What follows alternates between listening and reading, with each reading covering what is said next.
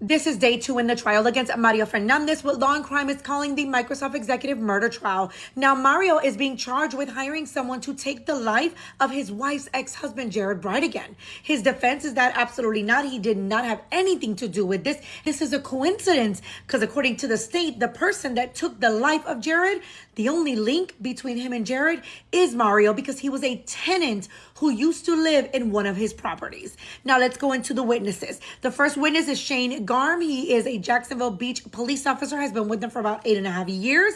His job is to strictly collect and preserve and document physical evidence. He shares that on February 16th of 2022, he was the lead evidence technician. He processed the scene because it was dark. Not only did he have to take pictures, but he also had to record everything via video. He took pictures of the shell casings, marked them with place cards, the victim's vehicle, covered body, and then he processed the tire that was left at the scene as well as the vehicle. He processed both of those at the scene as well as at their parking lot.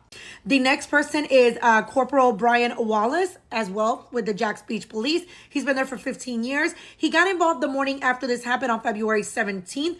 He said that he, along with others, were assigned to canvass the area for surveillance footage and any eyewitnesses. He knocked on about 50 doors. He said that most people were cooperative. Some people were hesitant until they realized what they were looking for. He said that a handful of cameras were not working. Others had limited storage. However, the first critical video came from a home where the Ring camera captured the final gunshot, a silhouette running away from Jared's vehicle. The footage was available because the neighbor happened to come into the driveway, triggering the camera recording.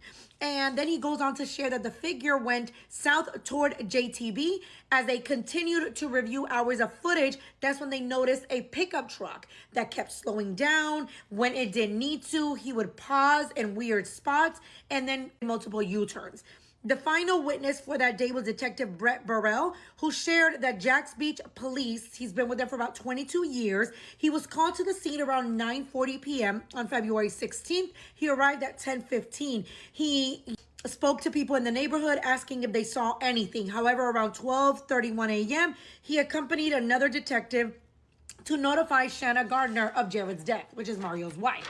He shares that when they arrived, they let her know what transpired. They wanted to check any ring footage, but unfortunately really didn't catch much of Jared dropping off the kids. He then shared that they would pass by Mario's rental property just to see if there was a blue truck there. There wasn't. On July 18th, they decided to go back, and that's where a tenant was speaking to them. Henry Tenant arrived shortly thereafter. While they're standing outside, they notice a Bridgestone truck tire leaning on the side of the garage. It caught his attention because it looked very similar to the tire that was left in the middle of the road.